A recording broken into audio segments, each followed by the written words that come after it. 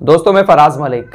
नोएडा के sector 93A में बने हुए दो ट्विन टावर आज दोपहर 2:30 बजे तकरीबन 10 से 15 सेकंड के अंदर जमींदोज होने वाले हैं। आखिर इन ट्विन टावर को गिराया क्यों जा रहा है और इतनी जल्दी 10 से 15 सेकंड में आखिर कौन सी ऐसी चीज़ है जो इनको जमींदोज कर देगी? आइए इसके बारे में थोड़ी सी मोटी मोटी बातें आपके सामने रखते हैं। वैसे तो कहानी बहुत उलझी हुई है, लेकिन बहुत आसान शब्दों में आप लोगों को बताने की कोशिश करेंगे। दोस्तों ये मामला 2004 से शुरू होता है।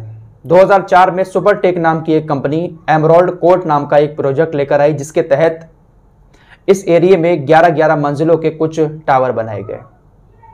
जब ये टावर बनकर तैयार हो गए तो बुकिंग शुरू हुई। लोगों ने जल्द से जल्द इस अपार्टमेंट में, इस बिल्डिंग में अपने फ्लैट खरीदना शुरू कर दिए।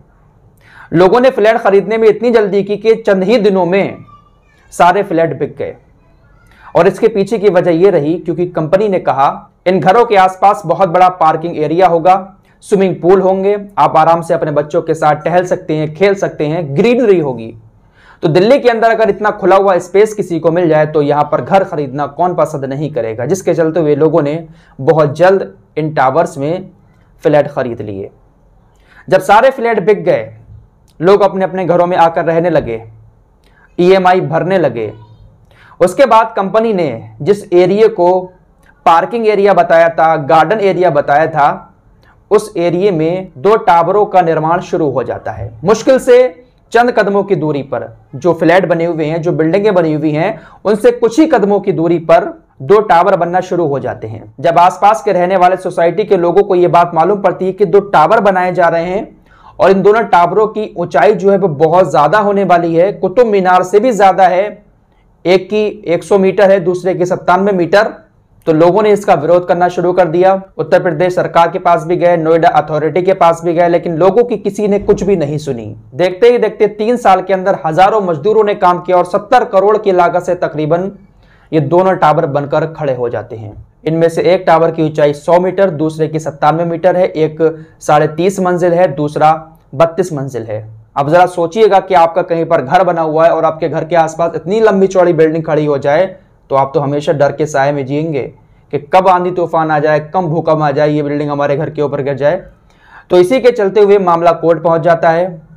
कोर्ट के बाद सुप्रीम कोर्ट पहुंचा। फिलहाल काफी जद्दोजहद के बाद, कानूनी लड़ाई के बाद सुप्रीम कोर्ट ने इस बिल्डिंग को अवैध पाया, अवैध निर्माण बताया, जिसके चलते हुए इसको गिराने के आदेश जारी करती है। आज दोपहर 2:30 बजे इस बिल्डिंग को गिरा दिया जाएगा। इसके आसपास जितने भी सोसाइटी थी, जो भी रहने वाले लोग थे, उन सबको दूसरी जगहों पर शिफ्ट कर दिया गया है, उनकी गाड़ियों को भी हटा दिया गया है, आसपास के रोड भी बंद कर दिए गए हैं। मतलब ऐसा पहली बार भारत के अंदर होने जा रहा है कि इतनी बड़ी बिल्डिंगों को इस तरह से जमींदोज किया जा रहा है। इसको गिराने के लिए विस्फोटक का इस्तेमाल किया जा रहा है। तकरीबन 3700 किलोग्राम विस्फोटक इसको गिराने में लगेगा। 9642 छेद किए गए हैं इस पूरी बिल्डिंग में, उसमें विस्फोटक को रखा गया है और एक बटन दबाते ही तकरीबन 10 से 15 सेकंड के अंदर ये बिल्डिंगें जमींदोज हो जाएंगी। बटन दबाकर इन सभी विस्फोटकों को एक चिंगारी दबाई जाएगी, जिसके बाद ये फटेंगे। तो 7 सेकंड का समय चिंगारी दिखाने में लगेगा। उसके बाद कहा जा रहा है कि जब विस्फोट होगा तो सिर्फ 5 सेकंड लगेंगे इन दोनों टावरों को जमींदोज होने में।